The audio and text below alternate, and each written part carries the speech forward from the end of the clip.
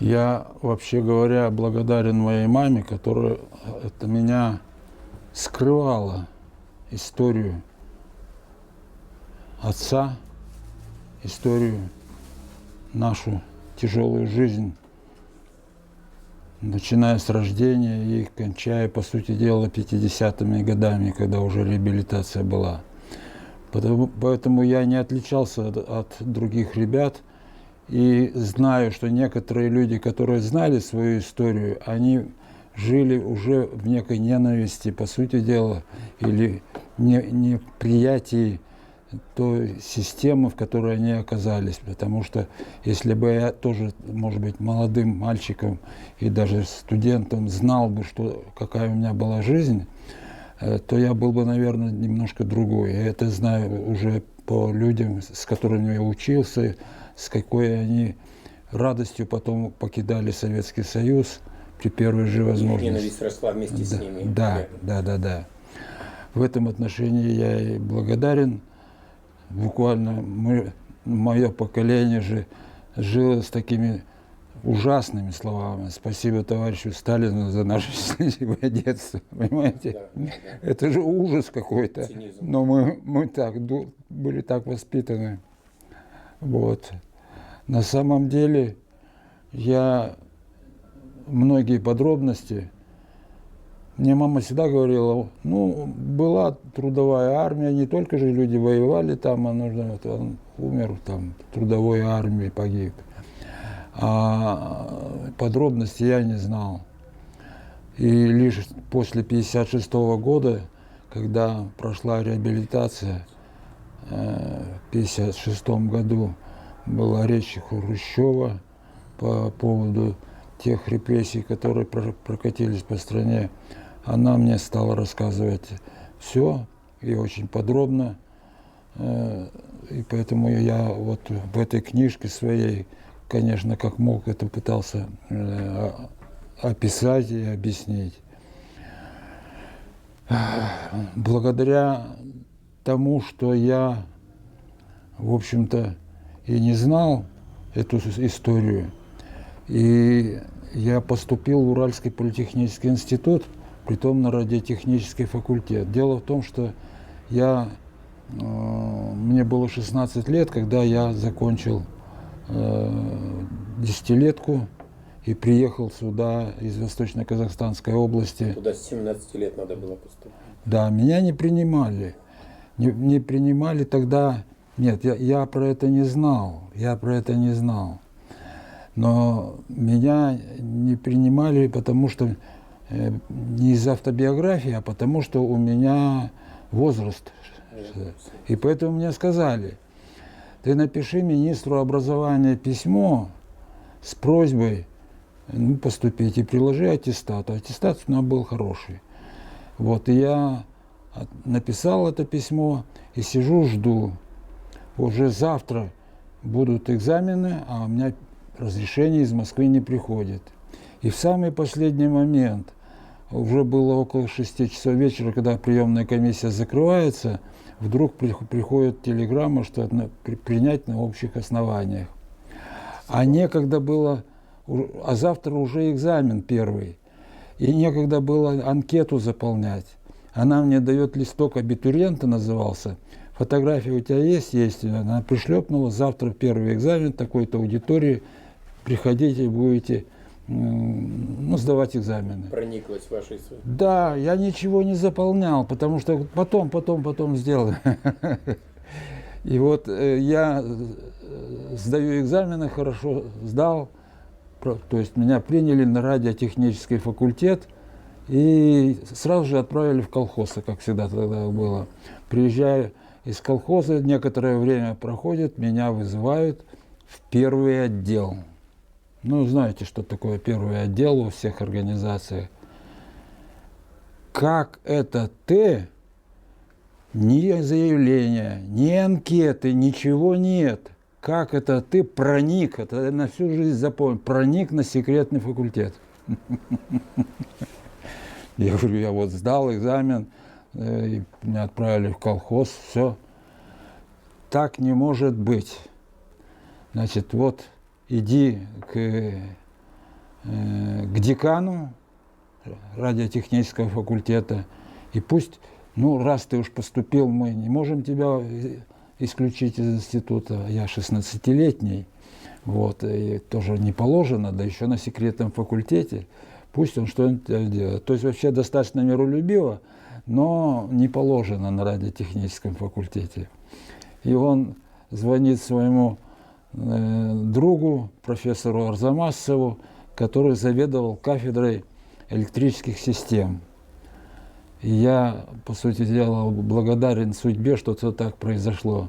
Потому что он же мне говорит, ну я же хотел, я подал заявление на кафедру автоматики и телемеханики. Это я бредил, как говорится, автоматикой. А он говорит, у электриков этой автоматики больше, чем у радистов. И вот я поступил на 16-летнем таким образом. Но если бы я написал заявление в момент поступления, то сразу бы я должен был бы написать все про своего отца, там заполняешь, и меня бы не приняли вообще. А вот таким образом я проник. От случайности зависит судьба. Да. И я всю жизнь был на одной и той же кафедре, потом стал заведовать этой же кафедрой, который вот, заведующий, он знал меня, потому что ему декан позвонил и говорит, это я тоже на всю жизнь. Дима, его звали Дмитрий Александрович Арзамасов, Дима, тут у меня мальчик с неправильной биографией. Возьмешь? Возьмешь? Я потом узнал, что у Димы такая же судьба была по отношению к жене. Конечно, возьму.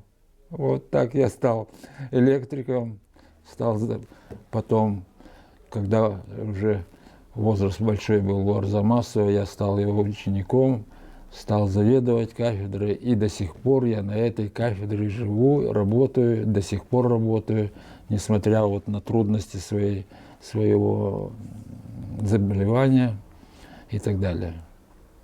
И все-таки вернемся к вашему отцу. Вот. Ну, естественно, я его не видел. Его арестовали, я еще не родился. То есть я родился, по-моему, через 14 дней после его ареста. И он меня никогда не видел, и я его никогда не видел. Я знаю, со слов мамы, конечно, что он жил, это было в Германии, ну, те 20-е годы, это было очень тяжело, когда они познакомились, моя мама и он. Вот, они ходили там вместе в походы, он очень любил лыжи, горные лыжи, занимался. Но, значит, она еврейка. И поэтому, когда там фашизм начинал поднимать голову, и более того, он когда привел мою маму к своим родителям, а папа был очень умеренный человек, его папа, а его мама, значит, она была типичной немкой, которая, как только узнала, что она еврейка, чтоб ноги твоей больше в твоем доме не было. И все, она прогнала, по сути дела. И они вот тогда решили, уже вот я говорю, фашизм, это 30-е годы были, и они решили перебраться в Советский Союз. А тогда это было открыто, потому что принимали специалистов, а оба они были очень квалифицированные специалисты. Он в свое время работал у знаменитого совершенно архитектора Ле Корбюзье, его знает весь мир, у него он учился. Он вступил в коммунистическую партию Франции, потому что он тогда в Германии было очень тяжело с обстановкой. Он тогда во Франции работал и учился, и работал у Корбюзье. Но долго не мог у него работать, потому что Корбюзье не платил денег. Вот хочешь со мной работать, работай, а где деньги зарабатывает, так-то. Поэтому он был безумно благодарен этому архитектору и сам стал очень известным архитектором тогда. И когда в Советском Союзе он уже работал как архитектор, то ему давали, и моей маме давали большие интересные задания, интересные поручения. Кстати, он работал на строительстве Соликамского комбината, калиевого комбината, и проектировал, именно как архитектор, он проектировал здания внешне. Как конструктивизм? Да. Нет, но просто он, я не знаю, как это, точно подробности так не знаю, повлияло это на его собственное творчество, я не знаю.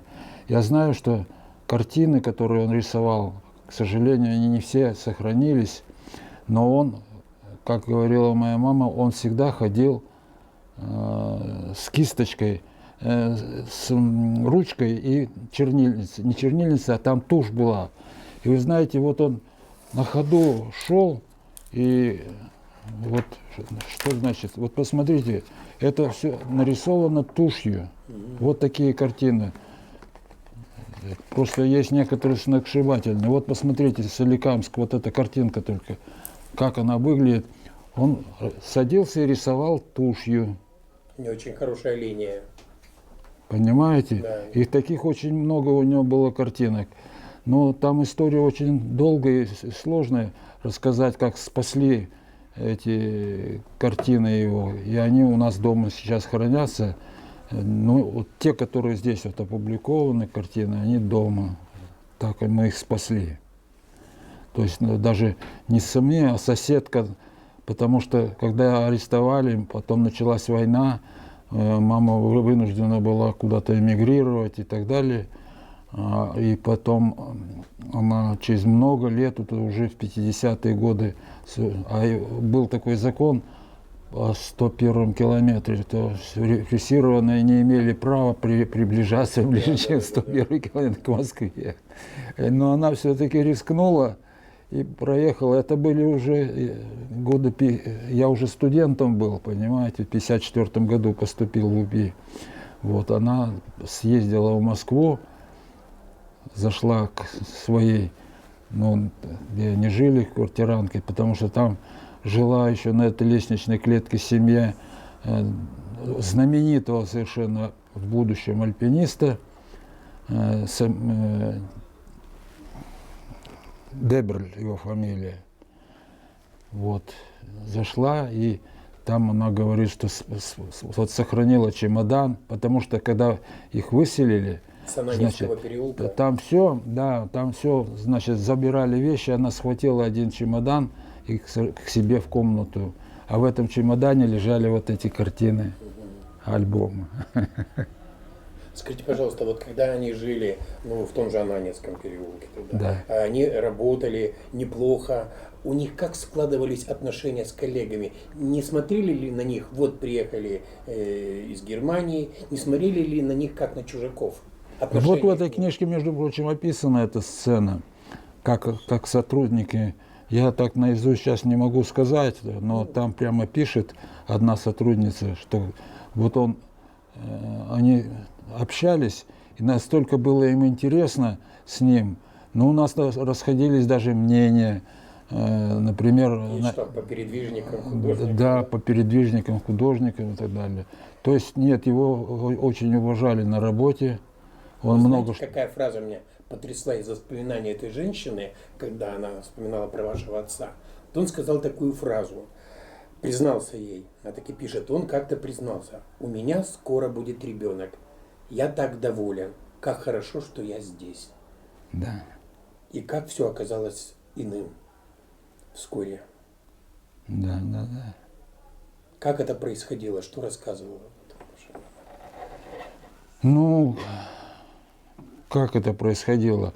Они работали, их посылали в разные участки страны. Они были в Алмате очень большое время вместе, потому что моя мама была тоже очень известный, в общем-то, по тем временам конструктор по металлу. Она изобретения было в ней. Да, и у них вместе они работали. И вот просто мама говорит, что однажды пришли и ничего они не ожидали, просто пришли и забрали. И она думала, что это ненадолго, что сейчас разберутся. Даже каждый день, говорит, пыталась там менять цветы, чтобы он пришел, если дома никого не будет, чтобы увидел, что его ждут. Но, к сожалению, этого уже не произошло. Она, между прочим, его все-таки сумела найти в лагерях. В 1939 году. Да. В 1939 году, вот я сейчас дату не помню. Как ей удалось добраться туда? Да, она оставила меня на попечении, вот о чем я упоминал про этого альпиниста. Марта там была такая. Она, кстати, кормила, потому что у мамы молоко пропало, и меня кормили две женщины, которых я свои считаю молочными мамами. Кормилица. Вот, ну. И что она рассказывала о посещении, о свидании с мужем? А это страшное дело, я разревусь. Значит, я же сумел, и вот об этом пишу, уже будучи взрослым человеком, и вот это было, по-моему, чуть ли не в 2015 году, когда я сумел в архивы КГБ попасть и нашел дело моего отца. И там было написано вся эта история, что его, ну как не пытали, его ни разу не ударили, не били, ничего, но шантажировали. И однажды ему сказали, что вот там за стеной твоя жена, а она же она беременна, будем бить до веки и дыши, если ты не подпишешь протокол. И он все подписал, что он шпион и так далее. Давал все. За стенкой крики женщины. Притом интересная фраза, там, да, я же дело-то это нашел, там написано, передал все сведения про все электростанции Советского Союза, передал германской разведке. Все сведения про... Он никакого отношения к электрике не имел. Все сведения про все электростанции Советского Союза передал германской разведке. Вот они этого добивались. Вот такое у него было показание. И когда она его нашла в 1939 году, она, значит, как же она спросила его, тебе было лучше взглянуть туда, больно? А он говорит, нет, а что такое, почему ты так говоришь?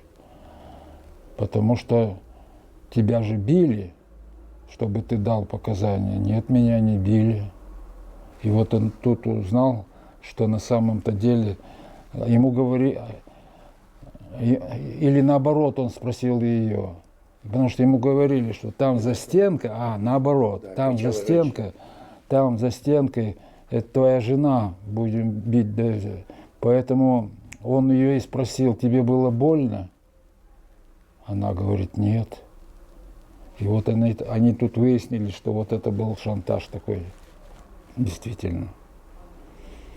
Вот я бы, если знал, что вы будете спрашивать именно про моего отца, сам бы перечитал эту книжку, потому что я сейчас переживаю очень тяжелый этап в своей жизни, я болею, вот еле на ногах хожу, непонятная болезнь, которая недавно меня застигла врасплох, потому что я 20 марта этого года читал лекцию еще на всероссийских курсах повышения квалификации, а 23-го я проснулся и не могу встать с кровати. Что произошло? Не могу встать. Вы ковидом не болели до этого? Ну, болел, дважды переболел. Дважды переболел. Но так вот, понимаете, вечером ложусь нормальным человеком, а встаю и меня ноги не держат. Это последствия ковида. Волна очередная. Она может быть, да. И вот с этого момента, вот я вот с клюшкой хожу, у меня ноги не держат. Дай Бог пройдет, оно проходит. Я стараюсь как можно больше гулять. Вчера я ходил, здесь мы поехали на дачу, и я почувствовал первый раз за несколько вот этих недель, что благодатно на меня подействовало. Я на даче в лесной зоне, что я не городским воздухом подышал, а там на работе даже пытался своей жене помочь что-то по квартире, там, по уборке территории, там, даже с метлой ходил и что-то подметал. Петр Иванович, скажите, пожалуйста, как выживала ваша мама после того, как арестовали ее мужа? Ее выселили с этого дома в Ананевском переулке? Как дальше сложилась ее судьба? Как она билась? Как она вас ставила на ноги? В общем, она была,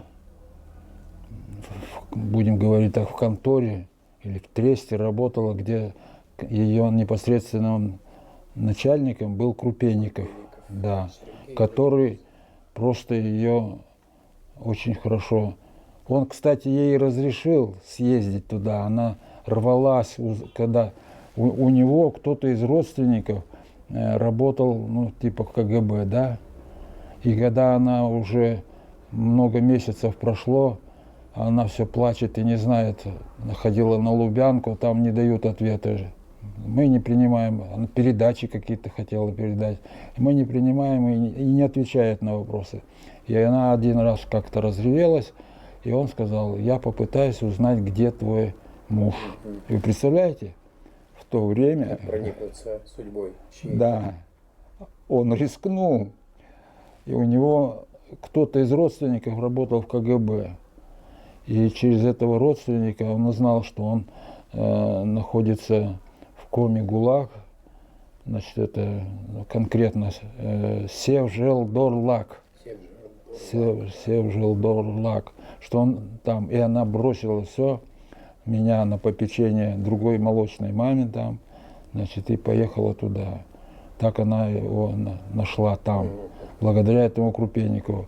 И когда в 1941 году началась война, значит, все начали эвакуироваться в другие города, и она вместе со своей конторой, вместе с Крупенниковым, они приехали в Челябинск. Ну, там некоторое время они как бы существовали, как некая бывшая контора. Она называлась, я не помню, как называлась эта контора, что-то связано с мостостроительством, мосты строили. Она как специалист там была. Расформировали. И вот с 1941 года, с начала войны, она уже была покинута. Она не уделана, она не может быть с этой организацией, ей надо спасаться каким-то образом. И начались ее мытарства уже вначале в Курганской области. Там, кстати, я где-то в 1944 году, потому что денег не было, заработка особого не было, мы жили проголодь, по сути дела. И детского садика там не было, но была школа. Она меня решила как-то пристроить. Можно было только в 7 лет поступать, но учитель, она вошел в положение.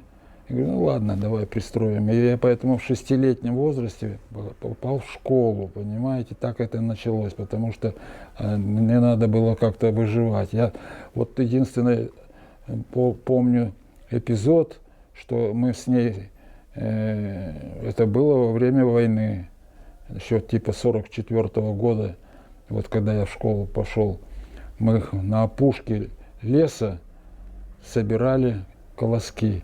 Тогда был закон о колосках, нельзя на поле, воронье там летало, значит, и собирали, а человек не мог туда пойти на поле и подбирать, это преступление было.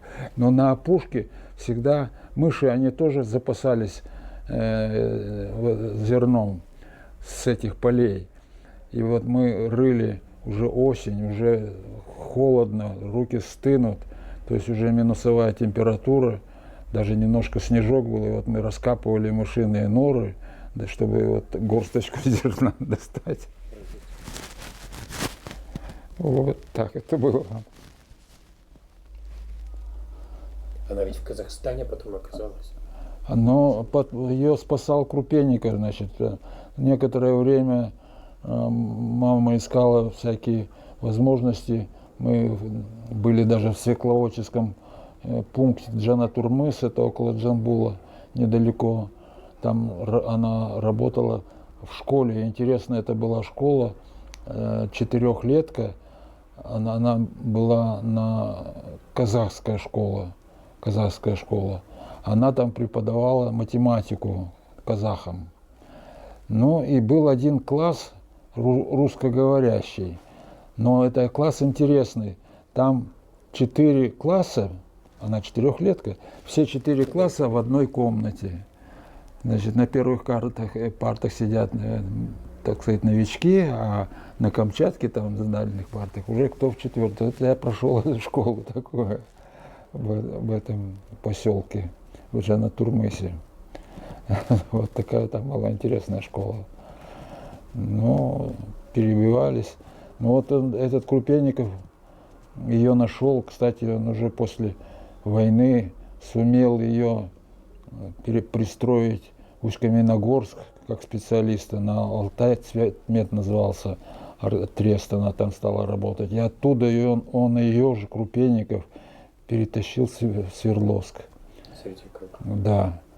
Благодаря этому я и оказался в Свердловске. И благодаря вот тому, что я 6-летний, как я уже рассказал, я в УПИ пошел, подал заявление, но у меня его не берут.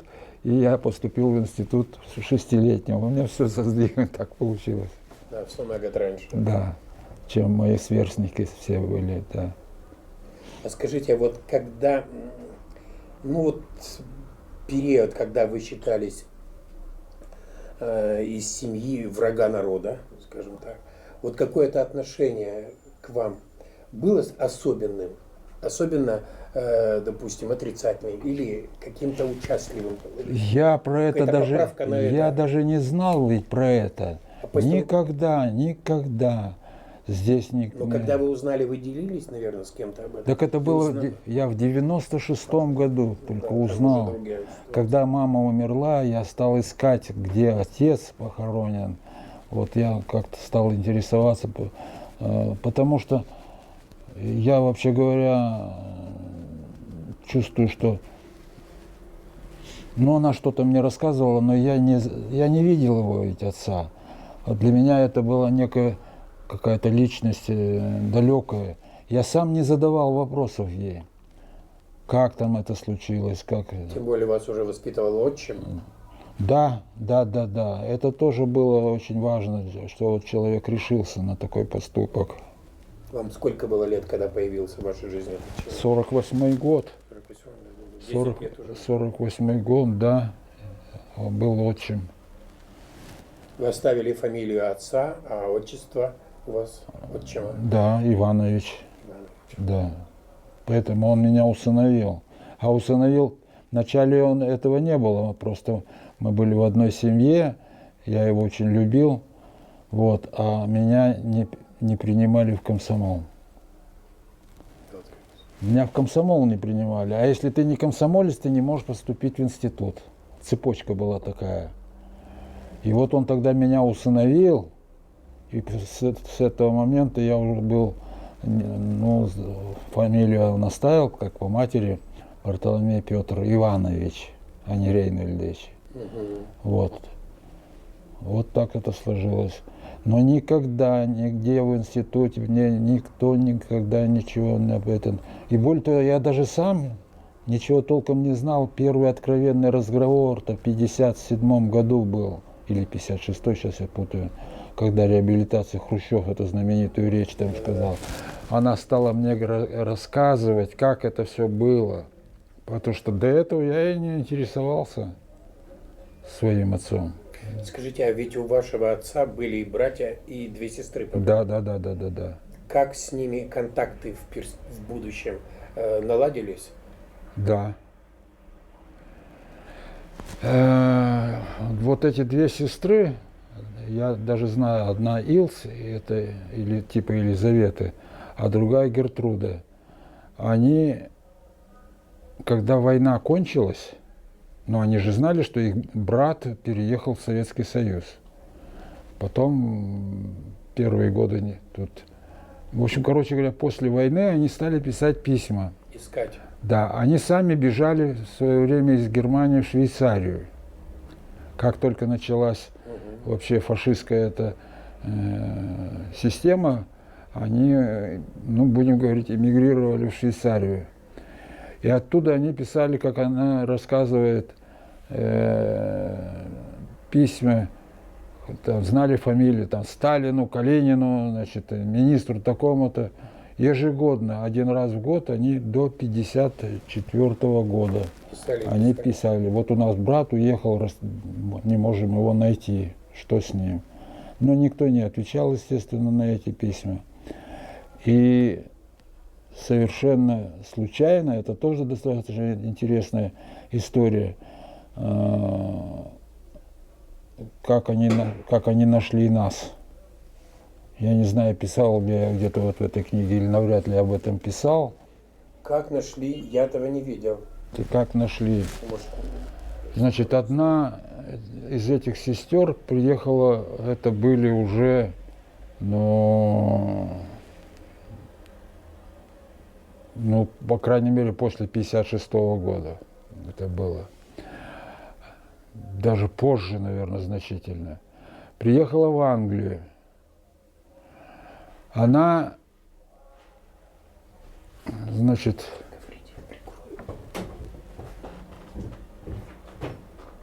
она не помнила фамилию моей мамы, девичью фамилию. Ну, забыла девичью фамилию.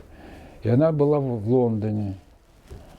А моя мама, между прочим, она тоже очень интересно судьба складывалась, что она же очень часто ездила в Англию. Уже вот, в 50-е годы и в 60-е, там очень часто ездила за границу. И в том числе она в Англию ездила. а она зачем ездила? По профессиональной линии? Нет, она к своей маме, к своей маме, к папе, которые там жили. Туда. Ее пускали, понимаете. Удивительно. Да, и удивительно, что даже мы один раз поехали вдвоем, в начале первые годы ее не пускали со мной. А потом вдруг однажды разрешили поехать, и мы вместе поехали ведь в Англию. Вместе поехали в Англию. Это было одно из незабываемых для меня путешествий по Англии, знакомства, потому что в 70-е годы или даже в 60-е, я сейчас точно не помню, когда это было, побывать за границей, это было очень странно. Но нас выпустили, и мы были там. Так вот, одна из сестер приехала в Англию, и она взяла телефонную книгу, искала что-то такое, что ей нужно. На букву «С» тоже ей интересовала какая-то фамилия. И она листала, и вдруг идет список Самуэли.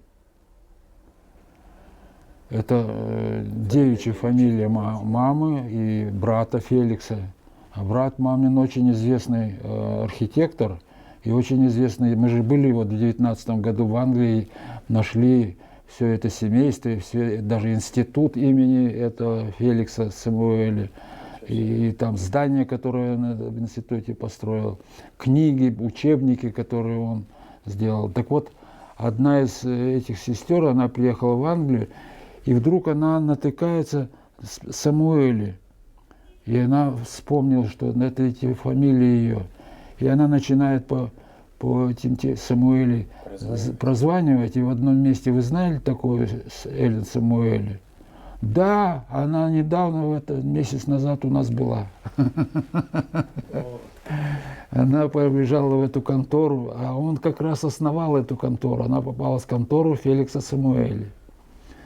Ну, дали адрес, и она написала письмо маме. И вот с этого момента восстановилась связь с сестрами.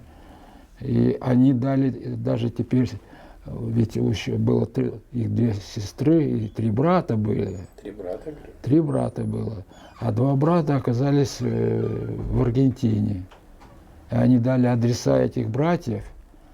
Один из этих братьев из 3 поехал тоже если мой отец поехал в СССР, а другой был тоже чокнутый, видимо, поехал в Китай Да.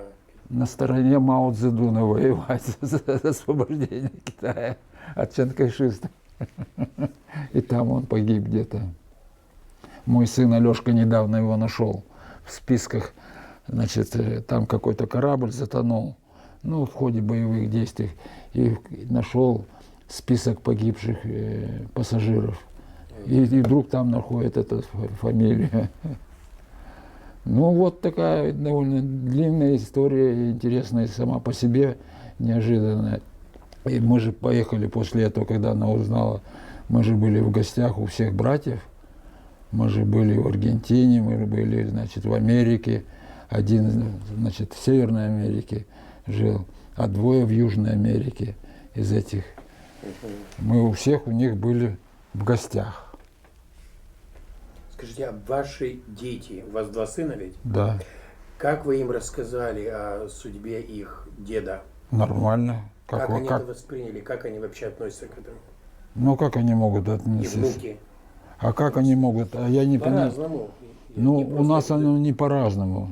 Вот, то а есть- как у вас? Как все мы относимся, как это ужас репрессий, который прокатился по стране, и они это прекрасно знают.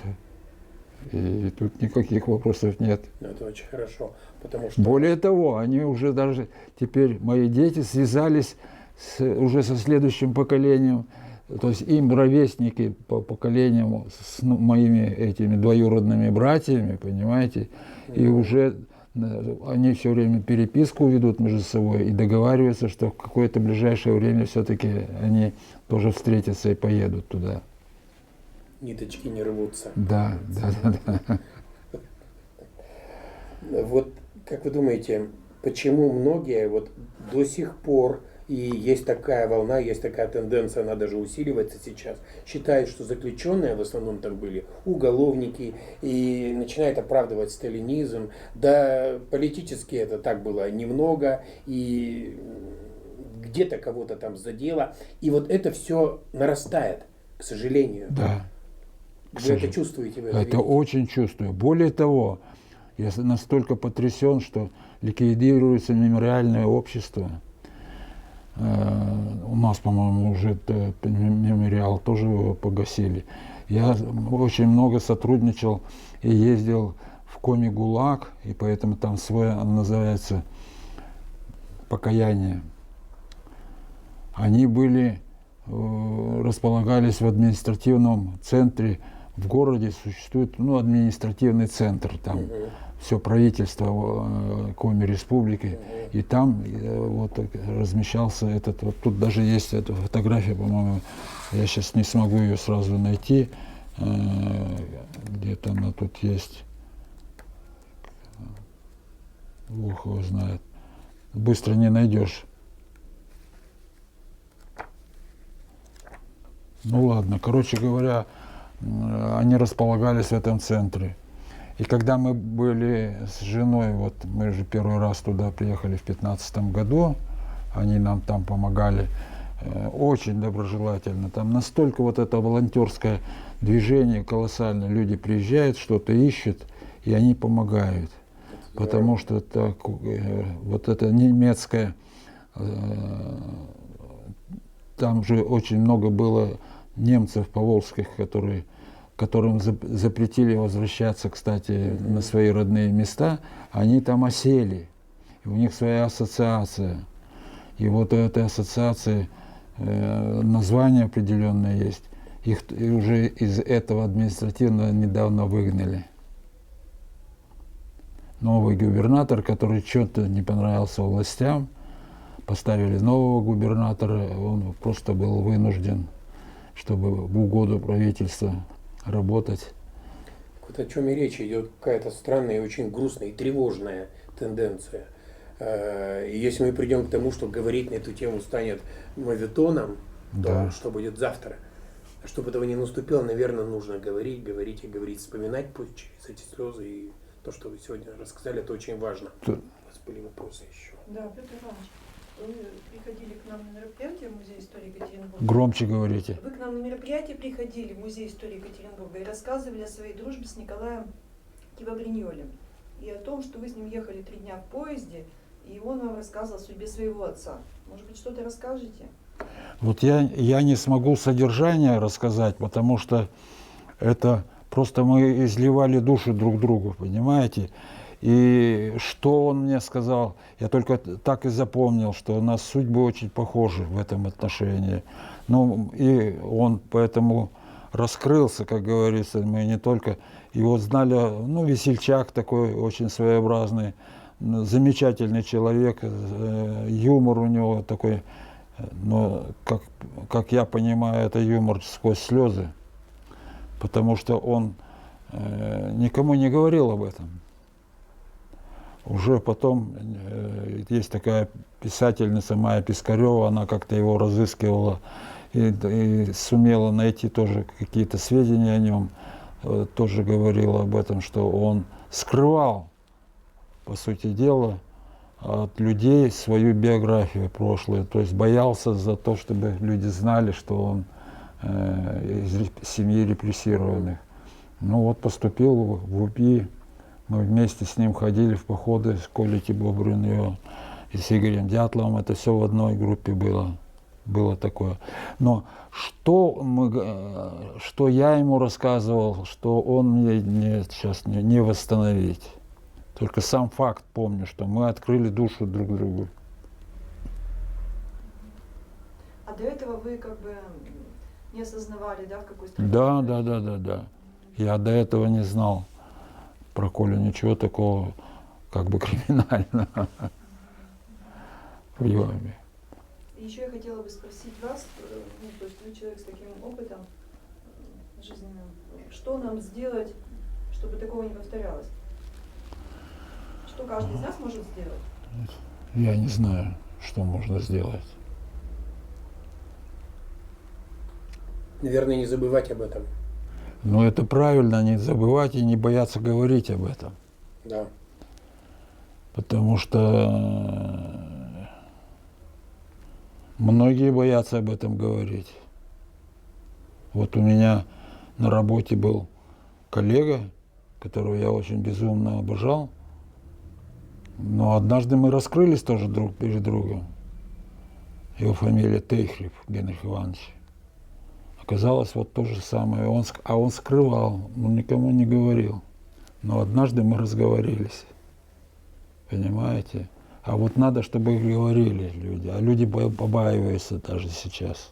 Вот насчет боязни, вот когда мы готовили первую книгу, был такой случай. Подготовленное интервью с одной женщиной, но она была дочь репрессированного. Все интервью было написано, вычитано ею, заверено ею, она была довольна, она говорит, я решилась, и очень нелегко мне это решение пришло, но я понимаю, что надо говорить. Потом, через некоторое время она пришла и говорит, извините, пожалуйста, мне очень перед вами стыдно, неловко, но на меня вся семья, все родственники напали, немедленно забирай интервью, ни в коем случае об этом говорить нельзя, завтра все вернется, и нас всех отправят в лагеря. Страх, он генетически в некоторых людях уже. И она одна из немногих в этой семье, которая более-менее начинала прогрессивно, правильно как-то мыслить и понимать, что слово «свобода» включает в себя определенные еще и действия, и смелость.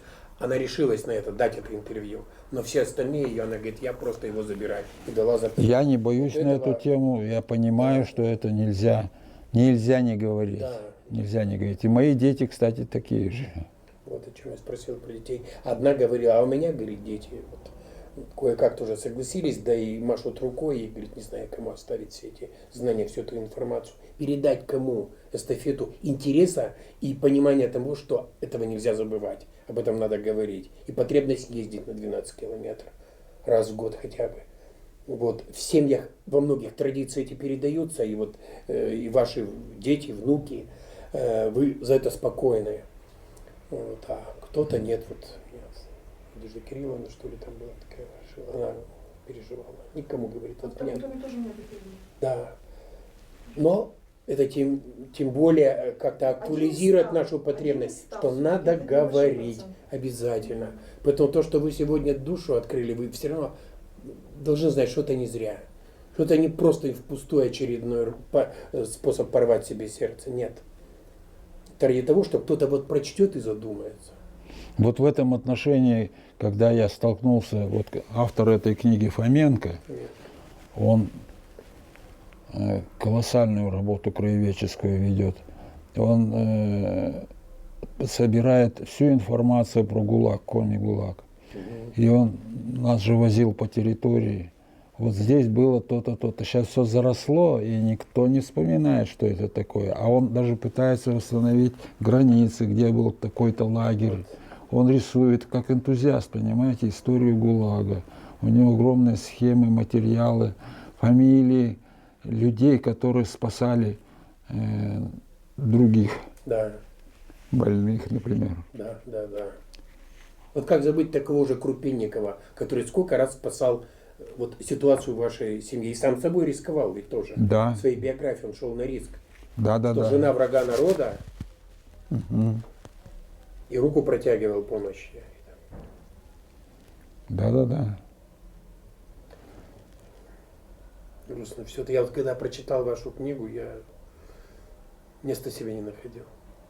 А я вот таких, говорю, интервью сделал в первой книге 50. 50 как минимум бессонных ночей. Это кошмар, это такой ад, через который проходили люди. И тем более уже понимаю, что надо об этом говорить. Да. И как, даже ради тех парнишек, которые говорят, что мы благодарим за такой жизненный урок, который вы нам преподнесли. Историю страны узнали. А потом руку подали ветерану, когда он из автобуса выходил или садился. Спасибо вам. Берегите себя. Все будет хорошо. Да, я постараюсь.